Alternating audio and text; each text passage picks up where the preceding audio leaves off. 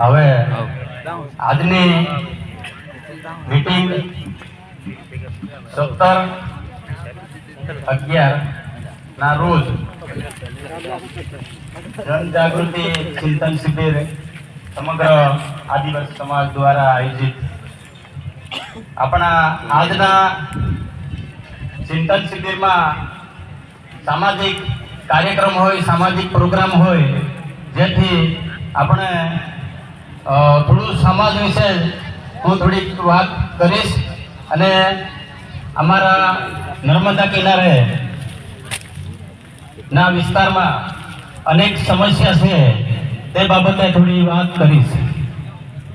એટલે વધારે ટાઈમ નહીં લઉં અને તમામ મિત્રો, તમામ પાછળ ઉભેલા ભાઈઓ, આજુબાજુ જે ઉભેલા ભાઈઓ જે ઊભા છે અને સાઈડમાં છે અને વચ્ચે ઘણી બધી જગ્યા હજુ છે, તો આવીને બેસી જાય. વધારે આગ્રહ ના કરાવતા. આપણે પોતાનું સમાજનું મીટિંગ છે, આપણે બધા દૂર દૂર બેઠેલા છે, તો સમાજની મીટિંગ જેવું ના લાગે, વિભાજિત જેવું લાગે અને પક્ષાપક્ષી જેવું લાગે. એટલે બધા અંદર આવીને બેસી જાય. એટલે મારે આજની મીટિંગમાં થોડું આપણે સમાજ વિશે અનેક ગંભીર સમસ્યા છે સમાજમાં. અત્યાર સુધી આપણે એવું જાણતા હતા કે અફવા ફેલાવે છે, જૂઠ ફેલાવે છે, એવું જ લોકો બધા જાણતા હતા. એટલે કેટલાક લોકોએ આવી બધી વાતોમાં આવી જતા હતા અને ઘણી વખત અમે મીટિંગ કરી 2-4 વર્ષથી, તો લોકો કોઈ સહકાર નહીં આપે. ત્યાં લોકો બધું જૂઠ બોલે છે, ખોટું ફેલાવે છે, એવું કરી. એટલે અમારા આપણા વિસ્તારમાં છોટાઉદેપુર જિલ્લો કહેવાય, કમાડ તાલુકો કહેવાય અને આપણે આદિવાસી પ્રજા.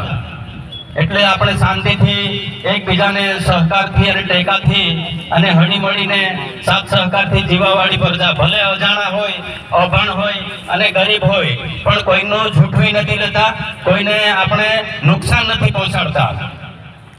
આપણે બધા ખૂબ જ એકબીજાને પ્રેમથી જીવવાવાળા માણસો છે. ભલે આપણા પાસે મિલકત ઓછી છે, બહુ ઓછી હોય, પણ આપણે ખુશીથી જીવવાવાળા, જેટલું છે એમાં જીવવાવાળા. એટલે કોઈનું વધારે આપણે હાથથી લેવાવાળા કે વધારે ઢગલો કરી લેવાવાળા માણસો નથી. એટલે અમારા એરિયામાં આંબાડુંગર ગામ તરીકે છે, એ વ્યક્તિગત ગામ છે, પોતાનું એક અલગ તરીકે ગામ છે. પણ જે ગામમાં જીએમડીસી નું પ્રોજેક્ટ વર્ષોથી ચાલુ હતું અને પડતર પણ હતું, એને ફરી પાછું ચાલુ કરવા માટે માંગણી કરવામાં આવ્યું હતું. એટલે અત્યારે ચાલુ થવા માટે બિલકુલ 70% કામગીરી પૂર્ણ થવા આવી છે. હજુ થોડી કામગીરી બાકી છે. તોય પણ હજુ ઘણા માણસો એમ કહે છે કે આ તો બધું ખોટું છે, જૂઠું છે, એવું જ કહેવા માંગે છે. તો આપણે એમ કહેવા નથી માંગતા કે ભલે ખોટું હોય તો ખોટું અને સાચું હોય તો સાચું. સત્ય ને સત્ય ને સાચા ને સાચું વહેલું મોડું હોય તો સત્ય હોય હંમેશા છુપાતું નથી. તો તમે આવીને લોકોને કહો કે આ બધું ખોટું છે અને તમારા માટે અમે બેઠા છે, એમ કરીને તમે લોકો સરકારમાં રજૂઆત કરી દો. તમારા ભલામણથી અને તમારી જબાનથી અને તમારે એક જવાબદારી પ્રમાણે અને ફરજ પ્રમાણે આપણે કોઈ પણ અત્યારે પ્રતિનિધિ બનાવતા હોય તો અન્ય સમસ્યા વિશે આપણે વચનો આપતા હોય અને બાંહેધરી લેતા હોય કે તમારી મુશ્કેલી આવશે તો તમારા માટે અમે તમારા પડખે ઊભા છે. અનેક મુશ્કેલી આવશે, શિક્ષણ હોય, આરોગ્ય હોય, રસ્તા હોય, પાણી હોય, લાઈટ હોય, અનેક મુશ્કેલી હોય, તો તમારા માટે અમે અનેક કામગીરી માટે અમે જવાબદારી લઈએ છીએ અને પૂર્ણ કરીશું એવું કહીએ છીએ. તો આપણે સામેથી સરકાર હોય કે પ્રતિનિધિ હોય, લોકોને નુકસાન કરવાની આપણે ફરજ કઈ ફરજમાં આવે? આપણે ગાંડા છે એટલે કે ગરીબ છે એટલે કે ભોળિયા છે એટલે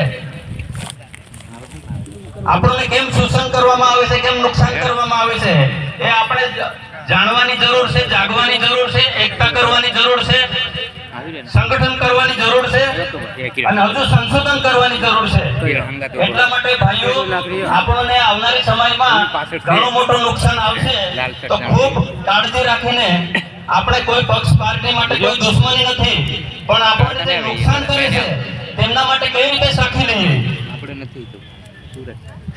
એટલે કોઈ નેતા કે કોઈ પક્ષ આપણને દુશ્મની કરવા માંગતા નથી પણ આપણને નુકસાન થાય એવું નુકસાન આપણે કેમ સાખી લઈએ કેમ આપણે સમજે નહીં કેમ આપણે જાણીએ નહીં કેમ આપણે ઓળખે નહીં તો તેના માટે આપણે જાગવાની જરૂર છે સમજવાની જરૂર છે એટલે આપણને ઘણા વખતે સારી વાતો કીધું એટલે આપણા વિસ્તારમાં પાણી નથી મળતું આપણે ત્યાં નર્મદા કાંઠે રહીએ છીએ આપણે અનેકનો આપણો પોતાનો હક અધિકાર છે છોટાઉદેપુર જિલ્લાનો હક છે નસવાડી તાલુકાનો હક છે આપણા વિસ્તારમાં રહેનારા માણસોનો હક છે જે માણસને લાભ નહીં મળે અને અન્ય બીજા માણસોને દૂરના માણસોને લાભ મળે આપણને અન્યાય થાય છે કે નથી થતું આને કઈ ગણતરી મુજબ આપણે સમજીએ છીએ આપણે અનેક વિરોધ સેમ કરી નથી કહેતા પણ આપણે પોતાનો હક અધિકાર પાછળ તો આપણે લડવો પડશે ઘણા મિત્રોએ સારું વક્તવ્ય આપ્યું છે એટલે હું વધારે કહું નહીં પણ શિક્ષણ પણ લથડેલું છે શિક્ષણમાં પણ આપણે ગુણવત્તા નથી આપણે નોકરી મળતી નથી પાણી સિંચાઈનું મળતું નથી ખેતરે પાણી મળવું જોઈએ કોતરામાં પાણી મળવું જોઈએ પશુ પ્રાણીને પાણી મળવું જોઈએ લોકોને પાણી મળવું જોઈએ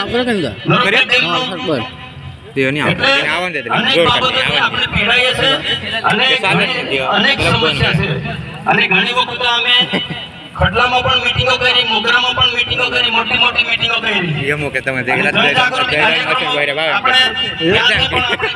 એવા સારા પ્રયત્નો કર્યા એટલે આપણે છોટાઉદેપુર જિલ્લો તરીકે કે કમાડ તાલુકો તરીકે કે આપણે છોટાઉદેપુર જિલ્લાના તમામ આદિવાસી પ્રજા તમામ આગેવાનો તમામ પટેલો ભડવાઓ મહારાજો બહેનો ભાઈઓ બાળકો વિદ્યાર્થીઓ તમામ એક થઈને આપણે સંગઠિત કરીને આપણે આ કામમાં આપણે સામેલ થવું પડશે એટલે મારી વાત અહીંયા પૂરી કરું છું વધારે નહીં કહેતા જય જોહાર જય આદિવાસી